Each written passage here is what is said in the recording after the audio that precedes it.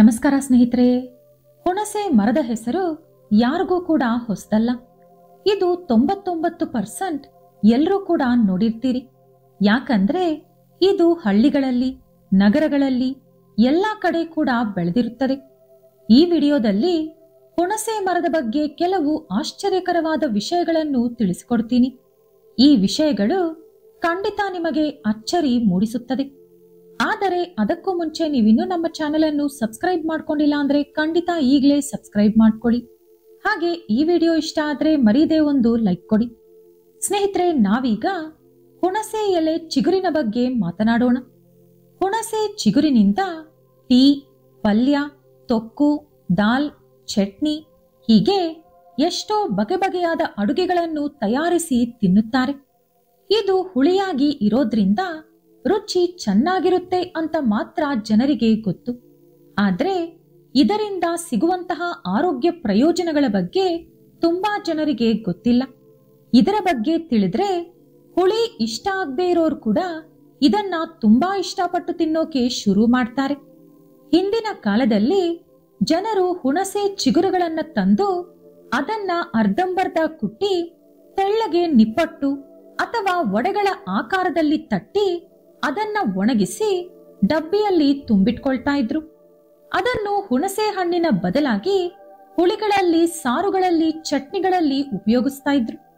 ಈ ರೀತಿ ಹುಣಸೆ ಚಿಗುರೆಲೆಯನ್ನು ಒಣಗಿಸಿ ಇಟ್ಟುಕೊಂಡ್ರೆ ಕೆಲವು ತಿಂಗಳುಗಳ ಕಾಲ ಕೆಡದಂತೆ ಹಾಗೆ ಇರುತ್ತೆ. ಹುಣಸೆ ಹಣ್ಣು ಹಾಕಿ ಅಡುಗೆ ಮಾಡುವುದಕ್ಕಿಂತ ಚಿಗುರೆಲೆಗಳನ್ನು ಹಾಕಿ ಅಡುಗೆ ಮಾಡಿದರೆ ರುಚಿ ತುಂಬಾ ಚೆನ್ನಾಗಿರುತ್ತೆ. ಹುಣಸೆ ಚಿಗುರಿನಲ್ಲಿ ಫೋಲಿಕ್ ಆಮ್ಲಂ, vitamin A, vitamin C, vitamin B one, vitamin B two, vitamin ಬಿ3, ಕ್ಯಾಲ್ಸಿಯಂ, ಐರನ್, ಫೈಬರ್ ಹಾಗೂ ಪೊಟ್ಯಾಷಿಯಂ ಅಧಿಕವಾಗಿರುತ್ತೆ. ಹುಣಸೆ ಚಿಗುರು ಬಾಯಿ ಹುಣ್ಣುಗಳನ್ನು ಕಡಿಮೆ ಮಾಡುತ್ತೆ. ಬಾಯಲ್ಲಿ ಹುಣ್ಣಾಗಿದ್ದರೆ ಕೆಲವು ಹುಣಸೆ ಚಿಗುರುಗಳನ್ನು ಕಿತ್ತುಕೊಂಡು ಅಗೆದು ತಿನ್ನಿ, ಅಥವಾ ಕೆಲವು ಹುಣಸೆ ಚಿಗುರೆಲೆಗಳನ್ನು ಕಿತ್ತು ತಂದು ಅರ್ಧಂಬರ್ಧ ಕುಟ್ಟಿ ಅದನ್ನು ನೀರಿನಲ್ಲಿ ಹಾಕಿ ಕುದಿಸಿ ಆ ನೀರಿನಿಂದ ಬಾಯಿ ಕುಪ್ಪಳಿಸುತ್ತಿದ್ದರೂ ಕೂಡ ಬಾಯಿ ಹುಣ್ಣುಗಳು ಹೊರಟು ಹೋಗುತ್ತದೆ. ಹುಣಸೆ ಚಿಗುರನ್ನು ಅಗೆಯುವುದರಿಂದ ನಾಲಿಗೆಯ ಮೇಲೆ ಬರುವಂತ ಬಿರುಕುಗಳು, ಗುಳ್ಳೆಗಳು ಹಾಗೂ ಬಾಯಿ ಹುಣ್ಣು, ಊದಿಕೊಂಡಿರುವುದು ಎಲ್ಲವೂ ಹೊರಟು ಹೋಗುತ್ತೆ. ಮಕ್ಕಳಿಗೆ ಹೊಟ್ಟೆಯಲ್ಲಿ ಜಂತು ಹುಳ ಇದ್ದರೆ ಅವರಿಗೆ ಈ ಹುಣಸೆ ಚಿಗುರೆಲೆಗಳನ್ನು ತಿನ್ನಿಸುವುದರಿಂದ ಆ ಜಂತು ಹುಳಗಳು ಹೊಟ್ಟೆಯೊಳಗೆ ಸತ್ತು ಹೋಗುತ್ತವೆ. ಕೀಲು ನೋವು ಸಮಸ್ಯೆಯಿಂದ ಬಳಲುವವರು ಆಗಾಗ ಹುಣಸೆ ಚಿಗುರೆಲೆಗಳನ್ನು ಅಡುಗೆಯಲ್ಲಿ ಉಪಯೋಗಿಸುವುದು ಅಥವಾ ಹಸಿಯಾಗಿ ತಿನ್ನುವುದು ಮಾಡಿದರೆ ಕೀಲು ನೋವು ಅಷ್ಟೊಂದು ನಿಮ್ಮನ್ನು ನೋಯಿಸುವುದಿಲ್ಲ. ಹುಣಸೆ ಚಿಗುರಿನಲ್ಲಿ ಆಂಟಿ ಇನ್ಫ್ಲಮೇಟರಿ ಅಂಶವಿದೆ. ಹುಣಸೆ ಚಿಗುರನ್ನು ಬೇಯಿಸಿ ಪೇಸ್ಟ್ ತರ ಮಾಡಿಕೊಂಡು ಅದನ್ನು ಕೀಲು ನೋವು ಇರುವಂತ ಜಾಗದ ಮೇಲೆ ಹಚ್ಚಿದರೆ ನೋವು ಕಡಿಮೆಯಾಗುತ್ತದೆ. ಹಾಗೆ ಎಲ್ಲಾದರೂ ಗಾಯವಾಗಿ ಅಥವಾ ತಾನಾಗಿ ಮೈಯಲ್ಲಿ ಊತವೇನಾದರೂ ಆಗಿದ್ದರೆ ಅದು ಕೂಡ ಕಡಿಮೆಯಾಗುತ್ತದೆ. ಹುಣಸೆ ಚಿಗುರಿನಲ್ಲಿ ಐರನ್ ಇದೆ. ಇದು ಕೆಂಪು ರಕ್ತ ಕಣಗಳು ಅಭಿವೃದ್ಧಿಯಾಗುವಂತೆ ಮಾಡುತ್ತದೆ. ಅಷ್ಟೇ ಅಲ್ಲದೆ ರಕ್ತವನ್ನು ಕೂಡ ಶುದ್ಧಿ ಮಾಡುತ್ತದೆ. ಬ್ಲಡ್ ಫ್ಲೋ ಸರಿಯಾಗಿ ಆಗದೆ ಯಾವುದಾದರೂ ಅಡೆತಡೆಗಳು, ತೊಂದರೆಗಳು ಇದ್ದರೆ ಅದನ್ನು ನಿವಾರಿಸಿ ರಕ್ತ ಮೈಯಲ್ಲಿ ವೇಗವಾಗಿ ಹರಿಯುವಂತೆ ಮಾಡುತ್ತದೆ. ಇದರಲ್ಲಿರುವ ಆಮ್ಲಂ ರಕ್ತದಲ್ಲಿರುವ ಮಲಿನಗಳನ್ನು ತೆಗೆದುಹಾಕುತ್ತದೆ. ಇದರಿಂದ ಹೃದಯಾಘಾತ ಬರುವುದಿಲ್ಲ. ಹಿಂದಿನ ಕಾಲದಲ್ಲಿ ಮಕ್ಕಳು ಸ್ಕೂಲ್ಗೆ ಹೋಗುವಾಗ, ಬರೋವಾಗ, ಆಟ ಆಡೋವಾಗಲೆಲ್ಲ ಹುಣಸೆ ಚಿಗುರು ಕಾಣಿಸಿದರೆ ಕಿತ್ತು ತಿಂತಾ ಇದ್ರು. ಹಾಗಾಗಿ ಅವರಿಗೆ ಸರಿಯಾದ ಊಟ ಇಲ್ಲದಿದ್ದರು ಅಥವಾ ಸಮಯಕ್ಕೆ ಸರಿಯಾಗಿ ಊಟ ತಿನ್ನದಿದ್ದರೂ ಕೂಡ ಅಷ್ಟೊಂದು ಗಟ್ಟುಮುಟ್ಟಾಗಿ ಬೆಳೀತಾ ಇದ್ರು. ಆದ್ರೆ ಈಗ ಮಕ್ಕಳಿಗೆ ತಿಂಗಳಿಗೊಂದು ವ್ಯಾಕ್ಸಿನ್ ಹಾಕ್ಸಿದ್ರೂ ಕೂಡ ಜ್ವರ ಅಂತೆ, ಕೆಮ್ಮಂತೆ, ನೆಗಡಿಯಂತೆ ಹೀಗೆ ಏನೇನೋ ಕಾಯಿಲೆಗಳು ಬರ್ತಾನೆ ಇರುತ್ತವೆ. ಹುಣಸೆ ಚಿಗುರನ್ನು ಸಿಕ್ಕಿದಾಗಲೆಲ್ಲ ನೀವು ತಿಂದು ನಿಮ್ಮ ಮಕ್ಕಳಿಗೂ ಕೂಡ ಕೊಡಿ. ಇದು ಖಂಡಿತ ನಿಮ್ಮ ಹಾಗೂ ನಿಮ್ಮ ಮಕ್ಕಳ ಆರೋಗ್ಯನ ಕಾಪಾಡುತ್ತೆ. ಇತ್ತೀಚೆಗೆ ಡಯಾಬಿಟಿಸ್ ಮನೆ ಯಜಮಾನ ಆಗೋಗಿದೆ. ಯಾಕಂದ್ರೆ 90% ಪ್ರತಿ ಮನೆಯಲ್ಲೂ ಕೂಡ ಒಬ್ಬರೋ ಇಬ್ಬರೋ ಶುಗರ್ ಪೇಷಂಟ್ಸ್ ಇದ್ದಾರೆ. ಶುಗರ್ ಕಾಯಿಲೆ ಇರೋರು ಹುಣಸೆ ಚಿಗುರು ಎಲ್ಲಿ ಕಾಣಿಸಿದ್ರೆ ಅಲ್ಲಿ ಕಿತ್ತುಕೊಂಡು ತಿನ್ನಿ. ಇದರಿಂದ ನಿಮ್ಮ ಶುಗರ್ ಕಂಟ್ರೋಲ್ಗೆ ಬರುತ್ತೆ. ಇದು ರಕ್ತದಲ್ಲಿರುವಂತ ಸಕ್ಕರೆ ಅಂಶವನ್ನು ಕಡಿಮೆ ಮಾಡುತ್ತೆ. ಹುಣಸೆ ಚಿಗುರು ತಾಯಿ ಎದೆ ಹಾಲನ್ನು ಕೂಡ ಹೆಚ್ಚು ಮಾಡುತ್ತೆ. ಅಷ್ಟೇ ಅಲ್ಲದೆ ಆ ಹಾಲಿನ ಗುಣಮಟ್ಟವನ್ನು ಕೂಡ ಹೆಚ್ಚಿಸುತ್ತೆ. ಹುಣಸೆ ಎಲೆ ಚಿಗುರಿನ ಕಷಾಯ ಕುಡಿಯುವುದರಿಂದ ಎದೆ ಹಾಲು ಅಭಿವೃದ್ಧಿಯಾಗುತ್ತೆ. ಕೆಲವರಿಗೆ ಬ್ರಷ್ ಮಾಡಿ 5-10 ನಿಮಿಷ ಬಿಟ್ಟ ತಕ್ಷಣನೇ ಬಾಯಿ ವಾಸನೆ ಬರ್ತಾ ಇರುತ್ತೆ. ಅಂತವರು ಆಗಾಗ ಹುಣಸೆ ಚಿಗುರನ್ನು ಬಾಯಲ್ಲಿ ಹಾಕಿ ಅಗೆಯುತ್ತಿದ್ದರೆ ಕೆಲವೇ ದಿನಗಳಲ್ಲಿ ಆ ಸಮಸ್ಯೆ ಹೊರಟು ಹೋಗುತ್ತೆ. ಹಾಗೆ ಇದು ನಮ್ಮ ಬಾಯನ್ನು ಆರೋಗ್ಯವಾಗಿ ಕಾಪಾಡುತ್ತೆ.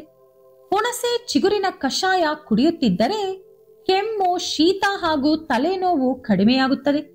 ಕಷಾಯ ಮಾಡೋಕೆ 1 ಲೋಟ ನೀರಿಗೆ ಸ್ವಲ್ಪ ಹುಣಸೆ ಚಿಗುರೆಲೆಗಳನ್ನು ಹಾಕಿ 2 ನಿಮಿಷ ಕುದಿಸಿ ಆ ನೀರು ತಣ್ಣಗಾದ ಮೇಲೆ ರುಚಿಗೆ ತಕ್ಕಷ್ಟು ಜೇನುತುಪ್ಪ ಬೆರೆಸಿ ಕುಡಿಯಬೇಕು. ಇದನ್ನು ಕುಡಿಯುವುದರಿಂದ ಚಳಿ, ಜ್ವರ ಕೂಡ ಕಡಿಮೆಯಾಗುತ್ತದೆ. ಹುಣಸೆ ಚಿಗುರು ತಿನ್ನುವುದರಿಂದ ಕಾಮಾಲೆ ಕೂಡ ಬೇಗನೆ ವಾಸಿಯಾಗುತ್ತದೆ. ಅಷ್ಟೇ ಅಲ್ಲದೆ ಸೊಳ್ಳೆಗಳಿಂದ ಮಲೇರಿಯಾ ಬರುತ್ತದೆ ಎಂದು ನಮ್ಮೆಲ್ಲರಿಗೂ ಗೊತ್ತು. ಒಂದು ಪರಿಶೋಧನೆಯ ಪ್ರಕಾರ ಹುಣಸೆ ಚಿಗುರೆಲೆ ಮಲೇರಿಯಾ ಕಾಯಿಲೆ ಉಂಟು ಮಾಡುವ ಬ್ಯಾಕ್ಟೀರಿಯಾಗಳ ಜೊತೆ ಸ್ಟ್ರಾಂಗ್ ಆಗಿ ಫೈಟ್ ಮಾಡಿ ಅದನ್ನು ಕೊಲ್ಲಲು ಹೆಚ್ಚು ಸಹಾಯ ಮಾಡುತ್ತದಂತೆ. ಹುಣಸೆ ಚಿಗುರನ್ನು ಆಗಾಗ ತಿನ್ನುವುದರಿಂದ ನಮ್ಮ ಚರ್ಮದ ಸೌಂದರ್ಯ ಕೂಡ ಹೆಚ್ಚಾಗುತ್ತದೆ. ಇದು ನಮ್ಮ ದೇಹದ ಕಾಂತಿಯನ್ನು ಹೆಚ್ಚಿಸಿ ನಾವು ನಿತ್ಯ ಯೌವನದಿಂದ ಇರುವಂತೆ ಮಾಡುತ್ತದೆ. ಯಾರಿದನ್ನು ಆಗಾಗ ತಿನ್ನುತ್ತಿರುತ್ತಾರೋ ಅವರು ಕನಿಷ್ಠ ಪಕ್ಷ ಅವರ ವಯಸ್ಸಿಗಿಂತ 10 ವರ್ಷ ಚಿಕ್ಕವರಂತೆ ಕಾಣುತ್ತಾರೆ. ಇದು ವೃದ್ಧಾಪ್ಯವನ್ನು ದೂರ ಮಾಡುತ್ತದೆ. ಇದರಲ್ಲಿ ನ್ಯಾಚುರಲ್ ವಿಟಮಿನ್ ಸಿ ಇರುತ್ತದೆ. ಇದನ್ನು ಯಾವುದೋ ಒಂದು ವಿಧಾನದಲ್ಲಿ ಆಗಾಗ ತಿನ್ನುತ್ತಿದ್ದರೆ ನಮ್ಮ ದೇಹದೊಳಗೆ ರೋಗ ನಿರೋಧಕ ಶಕ್ತಿ ಬೆಳೆಯುತ್ತದೆ. ಇದು ಕೆಲವು ಇನ್ಫೆಕ್ಷನ್ಗಳಿಂದ ನಮ್ಮ ದೇಹವನ್ನು ಕಾಪಾಡುತ್ತದೆ.